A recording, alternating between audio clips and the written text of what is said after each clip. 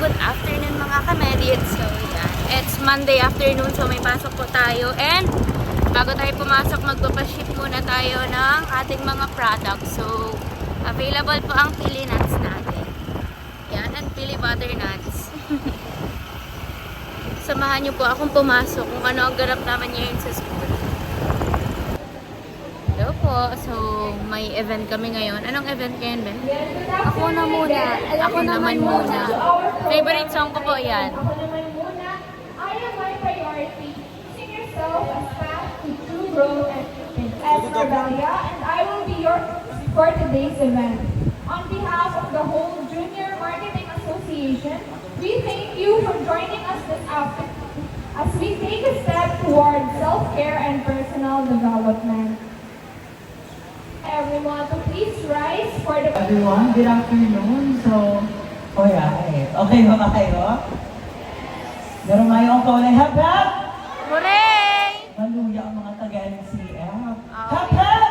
Hooray! Dahil ko kumunagad ako guys. Maluya ka, hap-hap! Dahil nagtataram ang nasa likod. Sige daw, hap-hap! Nag-organize kay Miss Rachel Ann. Di ako mag-ibong presentation kasi gusto ko, gano'n lang kita nag-uuruli as students. Diba? So, sana magamog ka mo. So, I will be sharing some of my experiences in terms of knowing myself, understanding myself, at the same time, knowing my pathway. The will na gusto ko and the will na nag-reciprocate or resonates with the Lord. Okay? Pero baka yung Bible study siya. Tingnan mo lang si Lord. Anyways, mainit ang pagkahapon sa Indo Gabos. And okay ba ang sa Indong Valentine's Day? Yes. Ano, may ka-date ba? Wala. Mayo. Ang iba nakamurusamot, ang iba. Pero araman ga ang tambalos-los. Ito ang ending. Diba? Nakapuro lang pati ka mo, ang iba naka-uniform. May meaning ba yan? First of all, I would like to thank the organization po ba association, Junior Marketing Association, for inviting me once again. So this is my second time doing, doing guesting, talking here in front of all of you guys. So, di man siya totally discussion, more of like interaction kung paano ba ninyo mas mahuhubog and maintindihan ang sarili nyo. First of all, my name is, you guys can call me Ray Benfica. So, guys, student pa lang din ako. Traditional and modern media, so that's my expertise. Pero I do a lot of public speaking, just like this one. So, okay. So, let's proceed with, ako naman muna, prioritizing myself. So, sabi ko nga, di ako gagawa ng presentation para nakatuon lang kamusta ko. Kung nagpapakahiling dyan sa magayon na mukha. Charay. Diba? So, may saan ko na ko for keynotes lang guys, pero all in all, kukuha ko ang sa indong mga thoughts, insights. So, marami-rami ako sa indo para talagang aram kong nagdadamog ka mo. Ay, natatandaan ka ka. Okay. So first, nagtutubod ba ka mo na too much love will kill you? Yes. Okay. Mapula ako para sa insights. Too much love will kill you. Di ba kanta yan? Di ba? Too much love will kill you. Anyways. Ate, gawin mo sa pagmabili. Nagtutubod ka ba na too much love will kill you? Sige, what's your name? Ate, yan.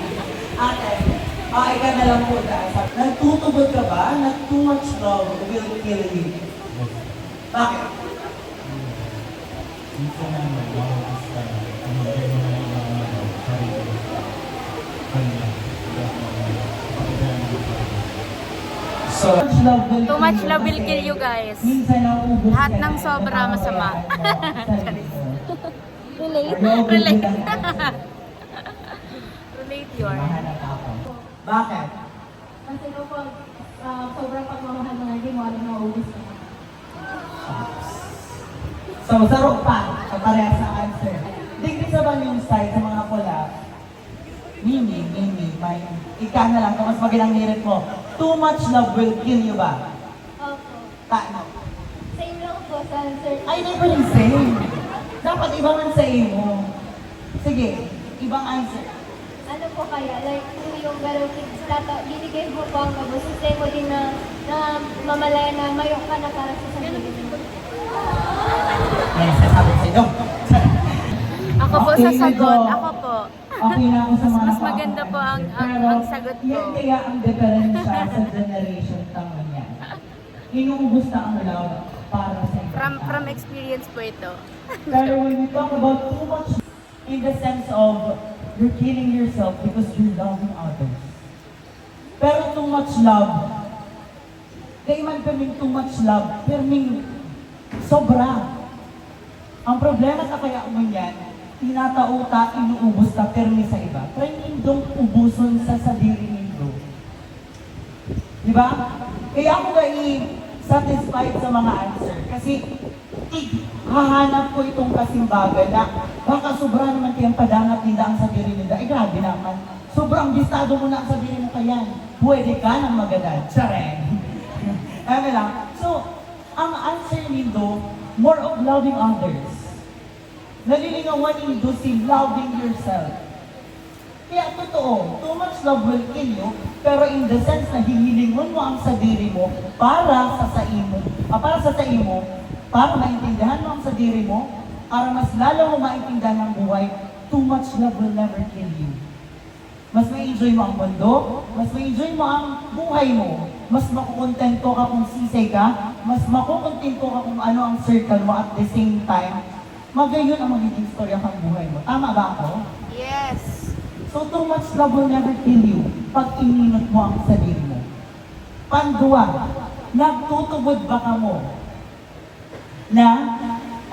Siyempre mahiling ako. Taano ta kaipuhan makulugan? Ba't natin kailangan masaktan, guys? Para matuto. Wait lang. Mahanap gawa kita. So, maibigyan ako sa likod. Hindi sa mga nagtatarago, sabi ko sa inyo. Hello everyone, good afternoon. Of course, kailangan natin masaktan. The main reason is of course para tayong matuto. And another thing, para mag-grow tayo emotionally and physically. So that's it. Ganda sa mo yan. Last time ako sa iya, experience ako. Wait lang ako. Sige, sarap ka. And is everyone guilty with that quote? Yes. Totoo, pero minhuya ang pagsisisi kasi paano ka man masisi sa inot na makapaman ginigibo? Diba? Tanga ba ako? Bigla ako nagsisisi, makaman akong pinupunan. So, pero nagtutubod din baka mo due to lack of something, lack of action, kaya kita nagsisisi. Yes. Minsan dahil sa katamaran, minsan dahil sa Papayaan. ginugugol ta ang sadiri ka sa ibang bagay. Minsan, pinapabayaan kang mangyari ang bagay na iyan. Kaya kita nagsisisi. Ama ba ako? Bakit ganyan naman classmate ang tingin mo? Nakarelate din sa med. Kadang oras. Grabe ka. Work to do your task. Pero naubos.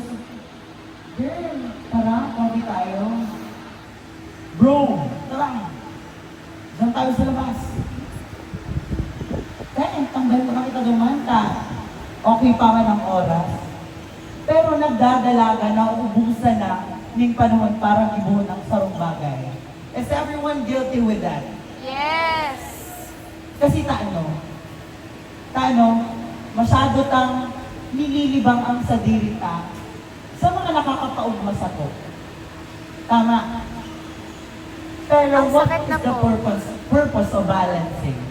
What do I mean by that? Hindi na po mag-exit. Sometimes hindi ka talaga mag-work. The pain is always there. Pag sinabing pain, di man totally kulog.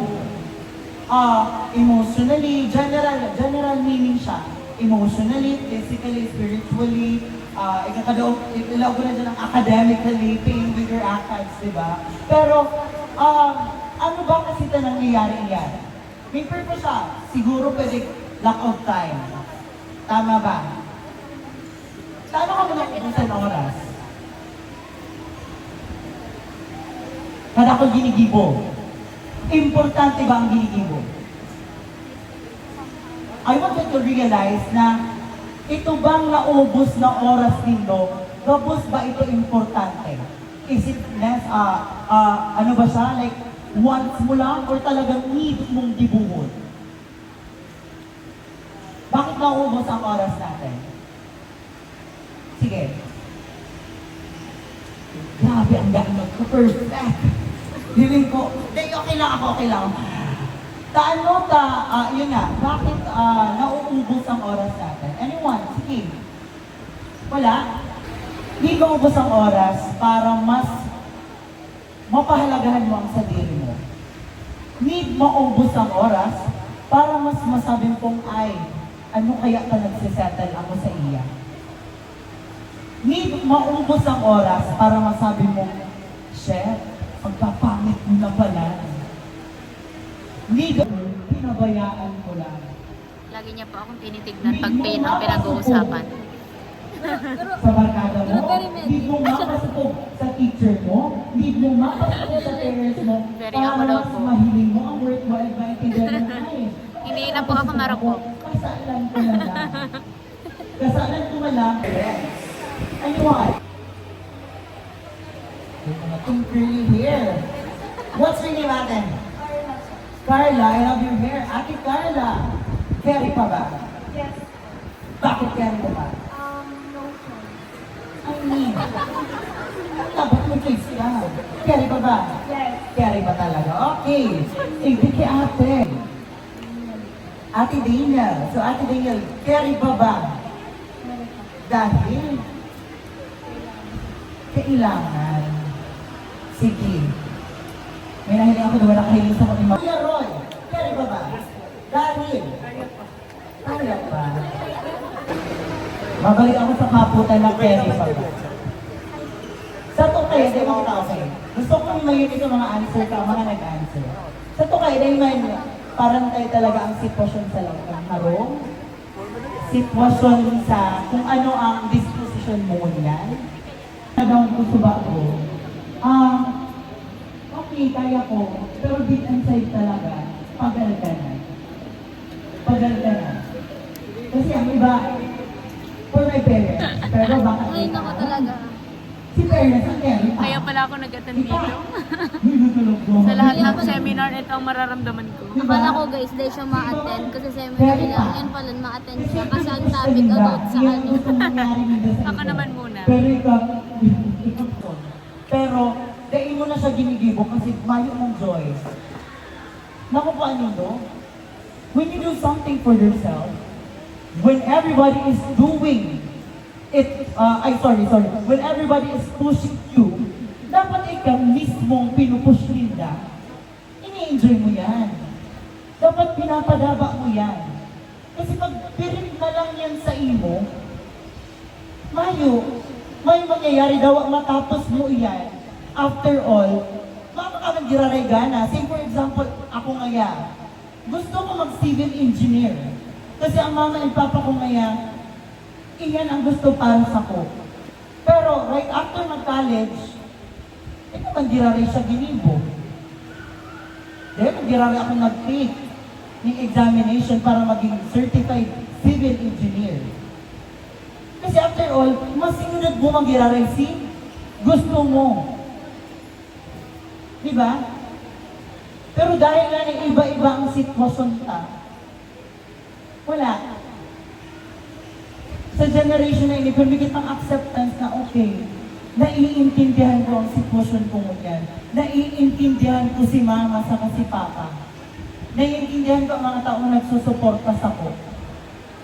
Pero tubod ka mo na pag gusto, may paraan. Ang pain talaga permingyaon. Pero sometimes, that pain, kay punta lang siyang i-divert into positive side. Araw ko, halos hada akong naputol-lapang sa kuya. Kakapitpit, para lang, kay Puan maging tunay na lalaki. Lalaki ba ako pa? Biologically. Kay Puan yung magpakatanos. Yung bakla sa pamilyasan. Pero look at me now. Gabos na pinag-agihan tong struggle, need kong pag-agihan. Gabos na pitpit halin sa magura, kaipuhan madalasan, kaipuhan ma-experience. Kaya kung makaputo na ko, carry ko pa ba? Mas carry ko mo yan. Kayang-kaya ko mo yan. Dahil sa pagpabisto ko sa parents ko na, ay, ini talaga ako. Ini talaga ako. Mas napili ko si course na para sa ko. Iligon mo ha? Pinapa-exam ako duman sa Baguio para mag-PMA, pero ngayon, AP Communication. Harayo na maray. Di ba? Di ba? PMA, makapot kang badil, pero ang kapot ko mic. Nag-report ako, nag-news anchor, nag-news reporter, minsan camera, nagpo-photographer.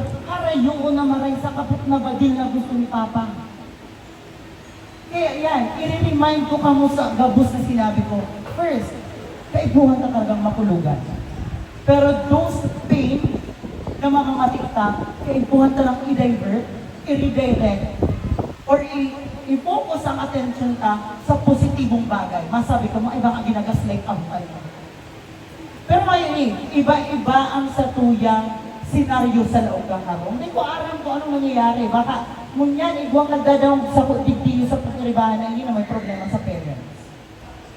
Ngunyan, baka may nagdadawang sa ko na may problema sa sadiri kasi dahil hindi dala ng aram ang kaindang sadiri. Ngunyan, baka may nagdadawang sa ko kada ko ng backlogs sa academic ninda. Ngunyan, baka may nagdadawang sa ko na di ko na kaya ang course na tinitake ko ngunyan. Those are pains. Gabos ang kulong. Pero, duman kita sa pinaka-importanteng pain na dapat ang kulog na yan, kamo ang may kabot ng girari kang solusyon. Para ang kulog na yan, maging happy ka. Maging may satisfaction kang makukuha after kang kulog. Di ba? Kaya sabi, Di nakakayanin sa labanan.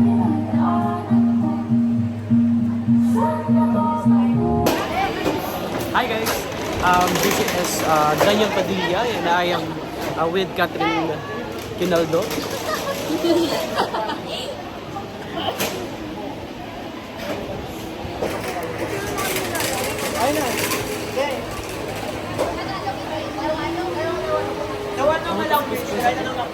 Hindi mo ako, ano man si questions ako?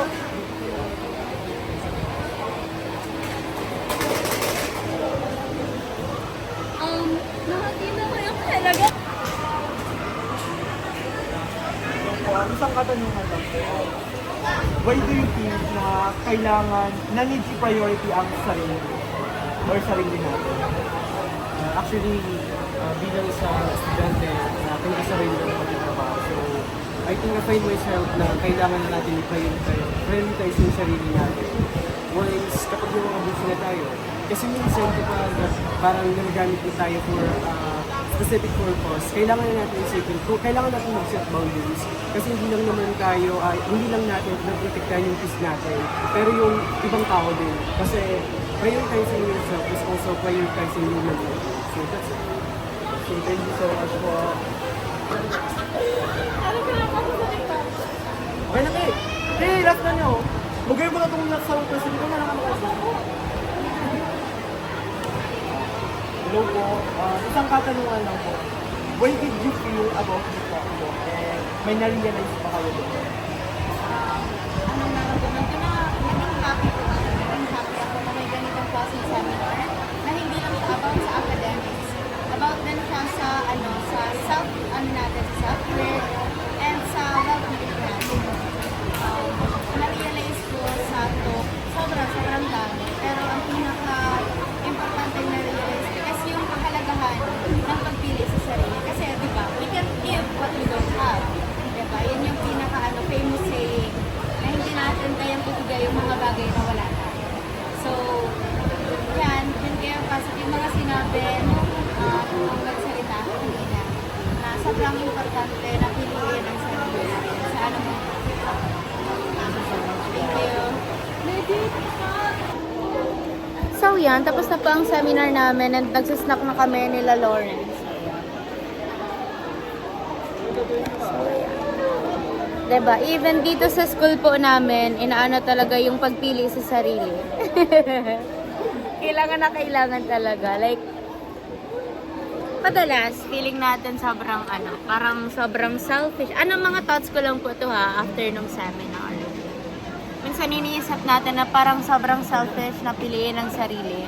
Sobrang selfish na kailangan mong may ma-disappoint na ibang tao para piliin mo yung mga bagay na ikakasaya mo or mga i-end yung mga bagay na hindi na okay sa'yo, sa mental health mo.